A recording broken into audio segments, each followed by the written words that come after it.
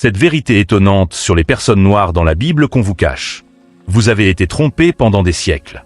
La réalité concernant les personnes noires dans la Bible a été enfouie sous des idées fausses, des demi-vérités et des mensonges purs et simples. Beaucoup d'entre nous ont grandi avec des représentations déformées des personnages bibliques. Des images de Jésus à l'apparence européenne, des prophètes blanchis à outrance et une présence africaine totalement effacée. Mais imaginez si je vous disais que les personnes noires ont joué un rôle essentiel dans le dessein divin dès le commencement. Imaginez si je vous révélais que l'Afrique et ses habitants ont occupé certaines des positions les plus cruciales dans les Écritures, et que plusieurs des figures les plus influentes, dirigeants, prophètes et même rois, avaient des origines africaines. Ce n'est pas une question de supériorité raciale, il s'agit simplement de la vérité biblique. Trop souvent, l'histoire est narrée du point de vue des puissants, mais la parole de Dieu ne ment jamais.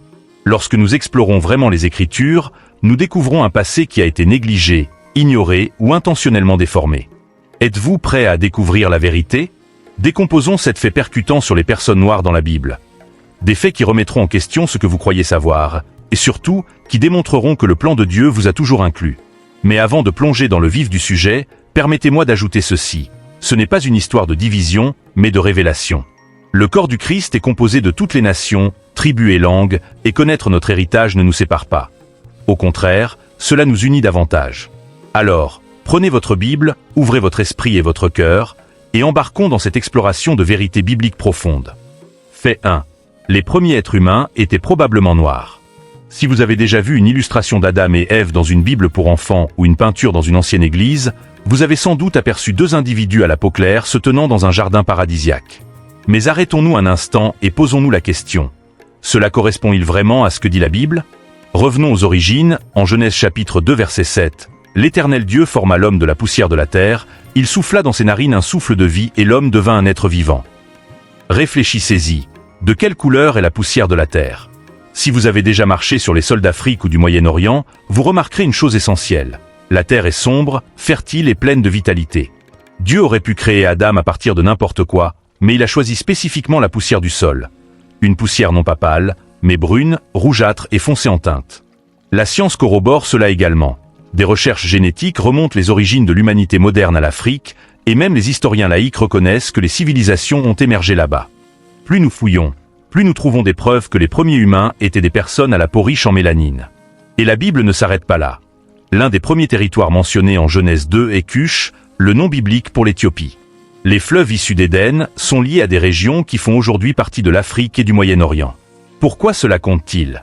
Parce que pendant trop longtemps, on nous a enseigné des images de figures bibliques qui ne correspondent ni à l'histoire ni aux Écritures. Reconnaître que les premiers humains étaient probablement à la peau foncée nous rappelle que tous les peuples, quelle que soit leur couleur, sont faits à l'image de Dieu. Cette vérité n'est pas source de division. Elle vise à briser les récits erronés et à embrasser le fait que les personnes noires font partie intégrante du plan divin depuis les tout premiers instants. Par exemple, songez à des découvertes archéologiques modernes en Afrique subsaharienne qui montrent des outils et des arts anciens confirmant une présence humaine précoce et dynamique, alignée avec cette vision biblique d'une humanité originaire de terres riches et sombres. Fait 2. L'Afrique a joué un rôle central dans la Bible. Si vous demandez à la plupart des gens où se déroule l'action de la Bible, ils répondront Israël, peut-être Babylone ou Rome. Mais l'Afrique, c'est une partie de l'histoire que beaucoup passent sous silence. Pourtant, les Écritures regorgent de références à l'Afrique.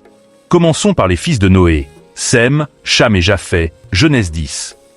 Ces trois hommes ont repeuplé la terre après le déluge, et les descendants de Cham se sont installés en Afrique.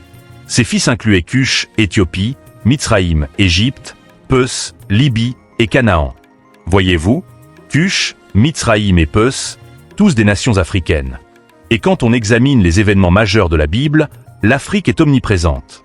Abraham a séjourné en Égypte. Joseph, un Hébreu, est devenu un dirigeant en Égypte et a sauvé sa famille de la famine. Moïse a été élevé dans le palais de Pharaon. Les Israélites ont été libérés de l'esclavage en Égypte. Même la famille de Jésus s'est réfugiée en Égypte pour fuir Hérode. L'Afrique n'était pas une simple note de bas de page. C'était un lieu clé où Dieu agissait avec puissance. Mais au fil du temps, cette réalité a été occultée. Beaucoup ont commencé à associer l'histoire biblique uniquement à l'Europe ou au Moyen-Orient, oubliant totalement que l'Afrique était un fondement pour de nombreux récits sacrés. Pourquoi cela importe-t-il? Parce que comprendre la présence africaine dans la Bible démolit l'idée fausse que le christianisme est une religion d'hommes blancs. Ce n'est pas le cas. L'Évangile était en Afrique bien avant d'atteindre l'Europe. Les Africains faisaient partie de l'histoire biblique dès le début, et Dieu a toujours œuvré sur ce continent. L'histoire peut tenter de l'effacer, mais les Écritures révèlent la vérité. L'Afrique a toujours été intégrée au plan de Dieu. Pour illustrer, pensez à des exemples comme les pharaons égyptiens mentionnés dans les prophéties, ou les échanges commerciaux entre l'Afrique et Israël, qui montrent une interconnexion profonde et persistante. Fait 3. De nombreuses figures bibliques prominentes étaient noires. Si vous demandez à une personne lambda de décrire les personnages de la Bible, la plupart imagineraient des individus à la peau claire en robe flottante. Mais cette vision ne colle pas avec la réalité des Écritures. Certaines des figures les plus puissantes de la Bible étaient noires ou avaient une ascendance africaine. Examinons-en quelques-unes. Nimrod, le chasseur vaillant devant l'Éternel, Genèse chapitre 10 versets 8 à 12, est l'un des premiers grands souverains de l'histoire. La Bible le décrit comme un chasseur puissant, et il a fondé des civilisations primitives comme Babylone et Ninive.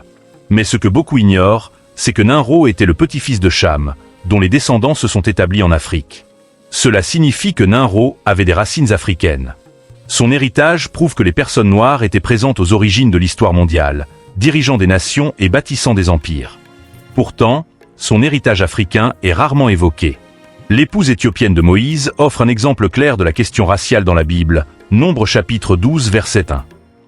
La propre famille de Moïse le critique pour avoir épousé une femme éthiopienne. En réponse, Dieu réprimande Myriam et Aaron, et punit Myriam en la frappant de lèpre, rendant sa peau blanche comme neige, Nombre chapitre 12 verset 10.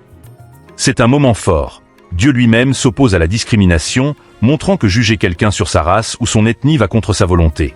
La reine de Saba, l'une des femmes noires les plus célèbres de la Bible, voyagea pour rencontrer le roi Salomon, 1 Roi chapitre 10 versets 1 à 13. Elle venait d'un royaume africain prospère, probablement l'Éthiopie ou le Yémen, et elle était dotée d'une intelligence et d'une sagesse remarquables. Elle posa à Salomon des énigmes ardues et repartit impressionnée. Ce que beaucoup ne savent pas, c'est que la tradition éthiopienne affirme qu'elle et Salomon eurent un fils, Ménélik Ier, qui devint le premier empereur d'Éthiopie, reliant ainsi la lignée royale éthiopienne à la maison de David. Simon de Cyrène, l'homme qui porta la croix de Jésus, Marc chapitre 15 verset 21, fut contraint par les soldats romains d'aider Jésus sur le chemin de la crucifixion. Cyrène se trouvait en Afrique du Nord, l'actuelle Libye, ce qui fait de Simon un homme noir. Réfléchissez-y, lors du jour le plus crucial de l'histoire, quand Jésus portait les péchés du monde, un homme noir eut l'honneur de l'assister.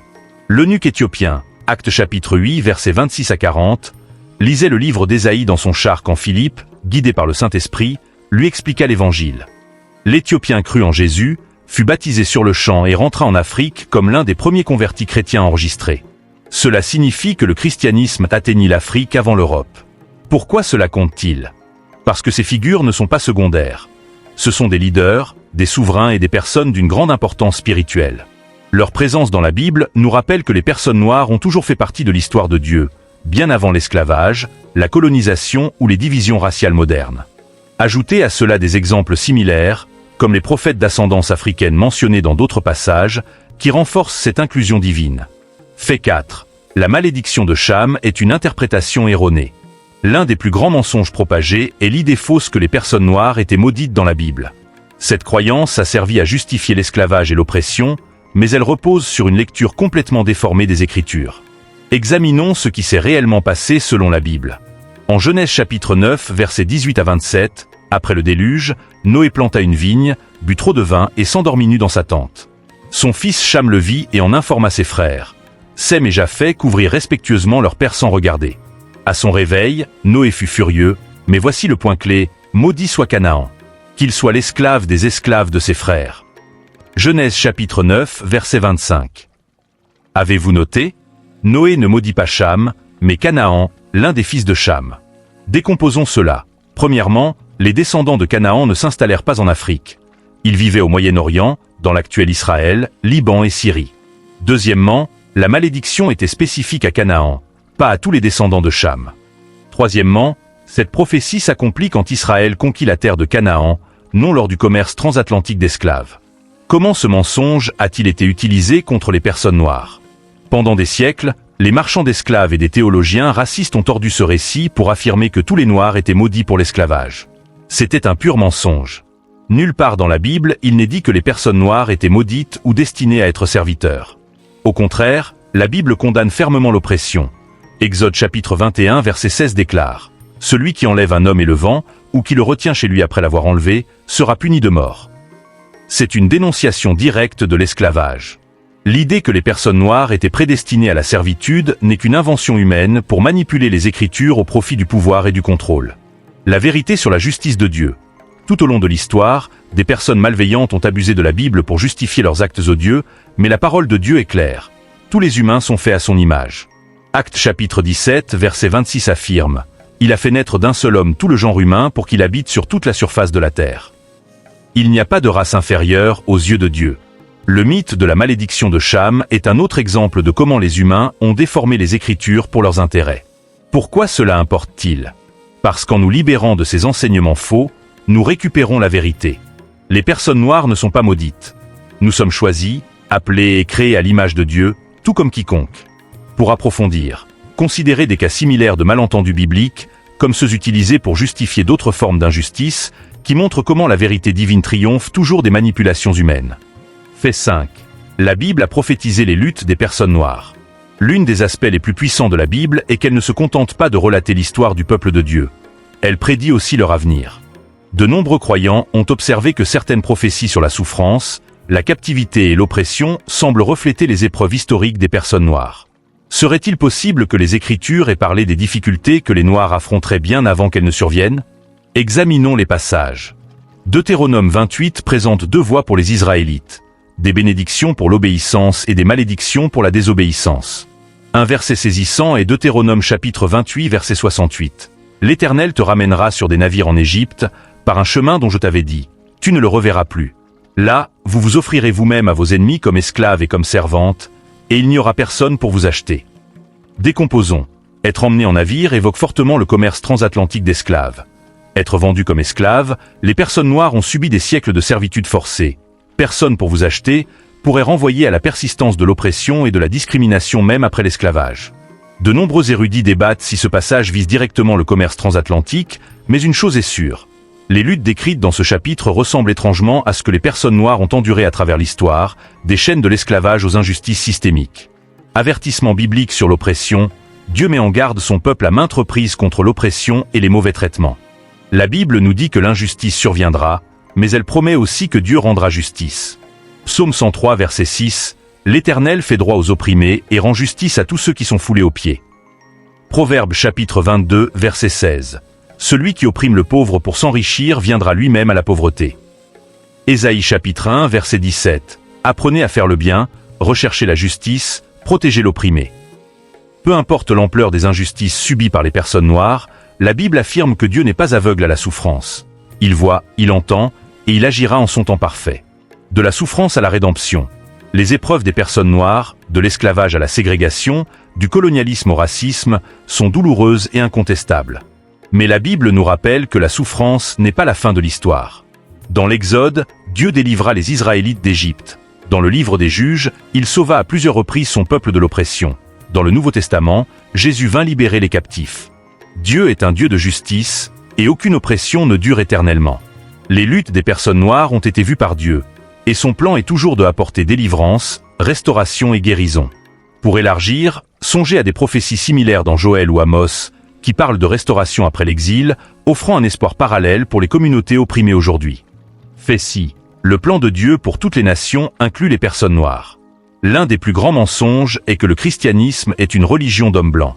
Rien ne pourrait être plus éloigné de la vérité.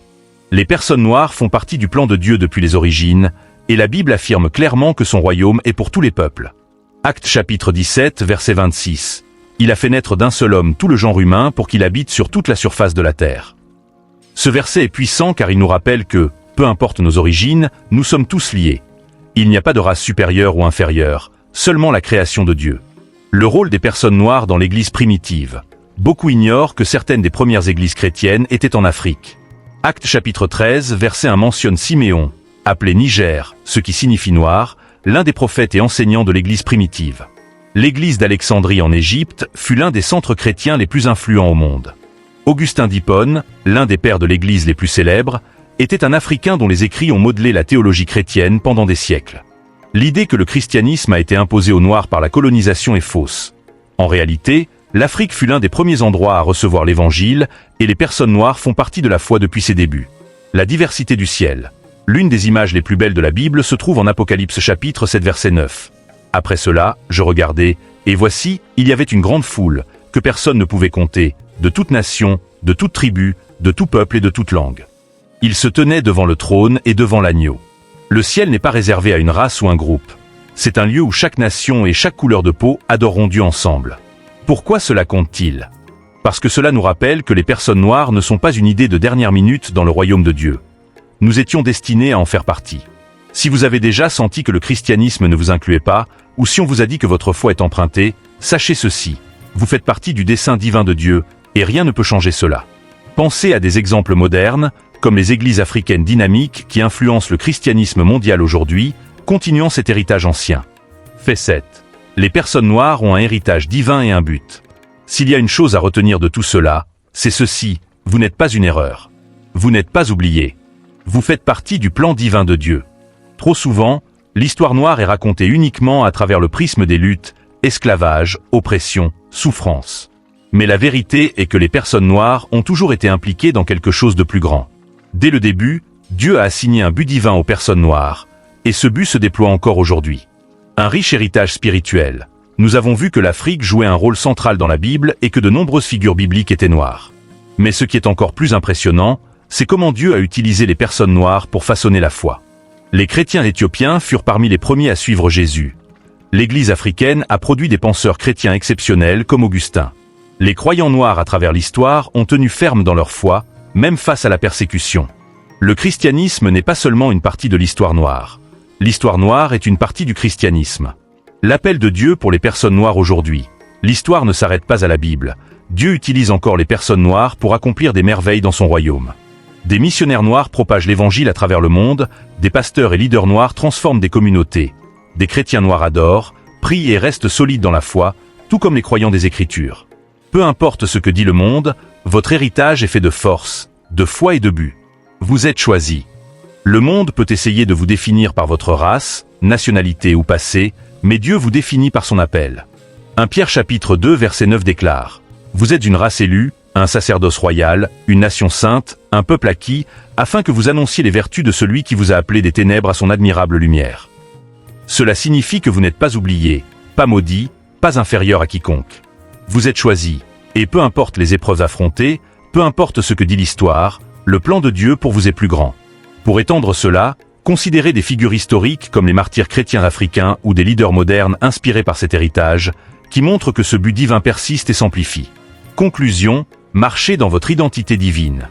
Pendant trop longtemps, la vérité sur les personnes noires dans la Bible a été négligée, mais maintenant, elle est évidente.